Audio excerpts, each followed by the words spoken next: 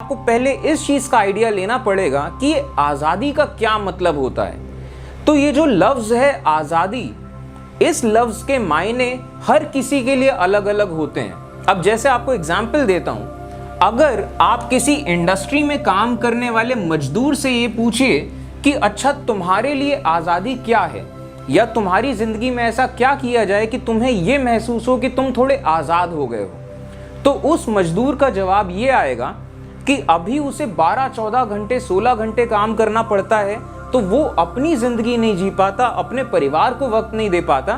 तो अगर उसे सिर्फ 8 घंटे काम करना पड़े और सिर्फ 8 घंटे काम करके उसे ठीक ठाक पैसा मिल जाए कि वो अपने परिवार का गुजर बसर कर सके, और वो जिस इंडस्ट्री में काम कर रहा है वहाँ पे चीज़ें थोड़ा सा सही से हों, अगर कोई एक्सीडेंट हो जाता है या किसी मजदूर की मौत हो जाती है तो इंडस्ट्री जिम्मेदारी ले उसके परिवार को संभालने की, उसकी आगे की ज़िंदगी को संभालने की।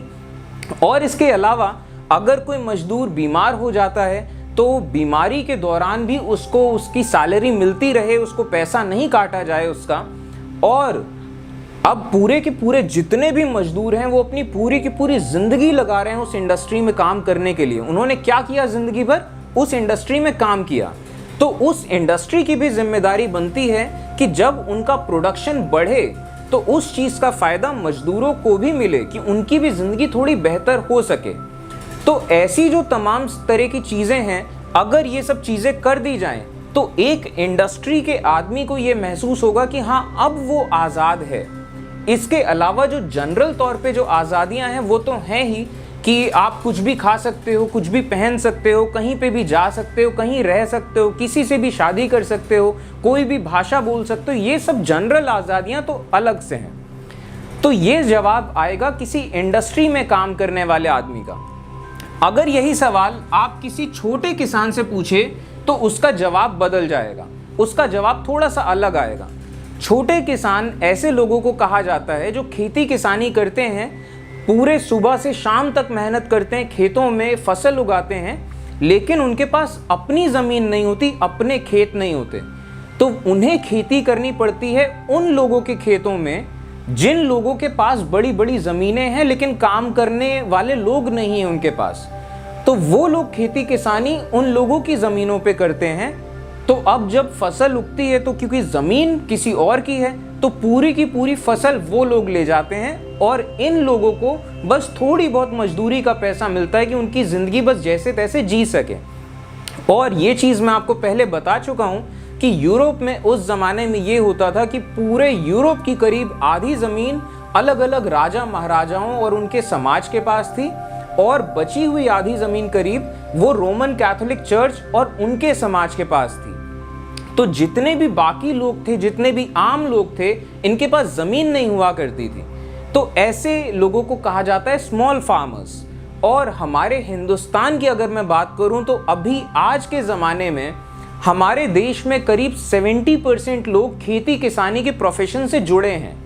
और इन जितने भी लोग खेती किसानी के प्रोफेशन से जुड़े हैं, इनमें आधे से ज़्यादा लोग ऐसे हैं जिनके पास अपनी ज़मीनें नहीं हैं, या तो फिर कभी नहीं थी, और अगर उनके पास ज़मीन सरकार ने उनको दे दी तो वो ज़मीन अब बिक गई हैं, अब फिर से उनके पास ज़मीन नहीं है। तो अगर आप ये सवाल कि आज़ादी क्या होती है, ये सवाल अगर आप किसी छोटे किसान से पूछें तो उसका जवाब ये आएगा कि अगर मुझे ज़मीन का एक टुकड़ा दे दिया जाए कि वो ज़मीन मेरी हो, कि उस ज़मीन की फसल भी मेरी हो, तो यहाँ से शुरुआत हो जाएगी मेरी आज़ादी की, कि एक आर्थिक आज़ादी मिल जाएगी, तो फिर बाकी आज़ादी भी मिल सकती है। अच्छा, यही सवाल अगर आप किसी मिडिल क्लास के स्टूडेंट से पूछे कि आज़ादी का क्या मतलब है, तो वो स्टूडेंट ये जवाब देगा कि अगर जो भी राजा है या फिर जो भी सरकार है, अगर वो अच्छे कॉलेजेस बनाए, यूनिवर्सिटीज़ अच्छी बनाए, उनकी फ़ीस कम हो, और उस ज़माने में ऐसा होता था जो जितने भी बड़े पोस्ट होते थे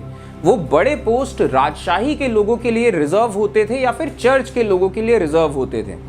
तो ये मिडिल क्लास स्टूडेंट का जवाब ये होगा कि आज़ादी तब है जब आप किसी भी चीज़ की पढ़ाई कर सकते हो, किसी भी नौकरी ज्वाइन कर सकते हो, और उस नौकरी में अगर आप काबिल हो तो आप अच्छे खासे टॉप पोजीशन तक पहुंच सकते हो।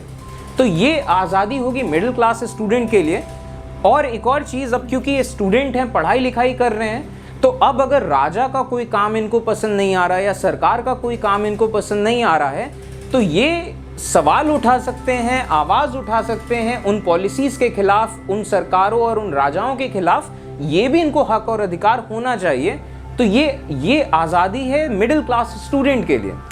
यही सवाल आज़ादी अगर आप किसी औरत से पूछिए कि आज़ादी क्या है, तो वो औरत का जवाब और अलग होगा। वो औरत कहेगी कि सबसे पहले तो आप मेरी एग्जिस्टेंस को मानिए कि मैं भी एक आम इंसान हूँ और मुझे भी इंसानों के जैसे जीने का मौका मिले, कि मैं भी पढ़ाई लिखाई कर सकूँ, मैं भी कोई भी काम कर सकूँ। कोई समाज के लोग आके मुझे मना नहीं कर सकते कि आप ये नहीं कर सकते, वो नहीं कर सकते। औरतों को भी प्रॉपर्टी मिलनी चाहिए क्योंकि वहाँ से उनकी आर्थिक आज़ादी शुरू होती है। तो इस तरीके से औरतों का जवाब अलग होगा, उन्हें भी अलग अलग तरह के हक अधिकार चाहिए। आज़ादी का एक हिस्सा ये भी है कि आप कहीं पे भी जा सको बिना डर के, बिना किसी खौफ के। अगर यही सवाल कि आज़ादी क्या है, ये सवाल अगर आप किसी LGBT कम्युनिटी के किसी से पूछिए जो लेस्बियन, गे, बायसेक्सुअल या ट्रांसजेंडर होते हैं, तो इनका जवाब ये आएगा कि हमारे लिए आज़ादी का मतलब कि सबसे पहले ये जितना पूरा समाज है हमारी आइडेंटिटी को माने कि हम जो हैं हमें वैसे रहने दें, हमें थोपे नहीं। कि समाज के लोग आके ये नहीं कहें कि ये हमारे धर्म के खिलाफ है, समाज के खिलाफ है, भगवान के खिलाफ है। हम जैसे जीना चाह रहे हैं हमें जीने दिया जाए। तो आज़ादी का मतलब उनके लिए कुछ और हुआ। अच्छा, यही सवाल आज़ादी अगर आप किसी बिजनेसमैन से पूछिए या बड़े बड़े जो कैपिटलिस्ट लोग हैं, यानी कि बड़ी बड़ी इंडस्ट्रीज के मालिक हैं, उनसे पूछिए कि अच्छा क्या किया जाए कि आपको ये महसूस हो कि आप आज़ाद हैं। तो ये बिजनेसमैन लोगों का जवाब ये आएगा कि हम कुछ भी बना सकते हैं, हमें आज़ादी होनी चाहिए। कोई राजा के लोग या सरकार के लोग आके हमें मना नहीं करेंगे कि आप ये नहीं बना सकते, वो नहीं बना सकते। हम कुछ भी बना सकते हैं, कहीं पे भी बेच सकते हैं। कहीं ये नहीं कहा जाएगा कि आप यहाँ सामान नहीं बेच सकते, वहाँ नहीं बेच सकते। कुछ भी बना सकते हैं, कहीं पे भी बेच सकते हैं और कितने का भी बेच सकते हैं। 10 रुपए की चीज़ अगर मेरा मन करे तो मैं 1000 रुपए की बेच सकूं, इस चीज़ को मैं आज़ादी कहूँगा। अगर किसी राजा के लोग या किसी सरकार के लोग आके ये नहीं कहेंगे कि आपने 10 रुपए की चीज़ बनाई तो आप उसे 40 या 50 रुपए से ज़्यादा की नहीं बेच सकते। तो बिजनेसमैन आदमी के लिए आज़ादी ये है कि वो कुछ भी बना सकता है, कहीं पे भी बेच सकता है और कितनी भी कीमत में बेच सकता है। वो बिजनेसमैन आदमी कितनी भी संपत्ति इकट्ठा कर सकता है। कोई राजा या सरकार के लोग आके ये नहीं कहेंगे कि आपने इतनी संपत्ति इकट्ठा कर ली कि अब आप चाहे जितना खर्च करो आप खर्च नहीं कर पाओगे। तो बेहतर ये है कि जब आप अपनी संपत्ति का अच्छा खासा हिस्सा सरकार को दे दो, ऐसा नहीं हो। और बिजनेसमैन लोग जितनी भी संपत्ति इकट्ठा करें, सब की सब संपत्ति ट्रांसफर हो उनके अगले वारिस के लिए। कोई राजा या सरकार के लोग आके ये नहीं कहें कि अब आपने पूरी अपनी जिंदगी जी ली है तो आपकी जितनी संपत्ति है आपके बेटे के लिए भी इतनी ज्यादा है, तो आपके बेटे के लिए आधी दे दी जाए, आधी संपत्ति राज्य रख ले रहा है जिससे कि बाकी गरीब लोगों का कुछ भला हो। ऐसा नहीं होना चाहिए।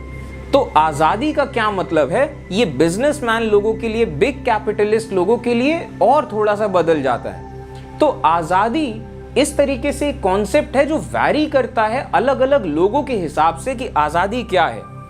अब आज से 200-250 साल पहले जब राजाओं का राज हुआ करता था, उस टाइम पे ये कोई भी आज़ादी नहीं मिला करती थी लोगों को।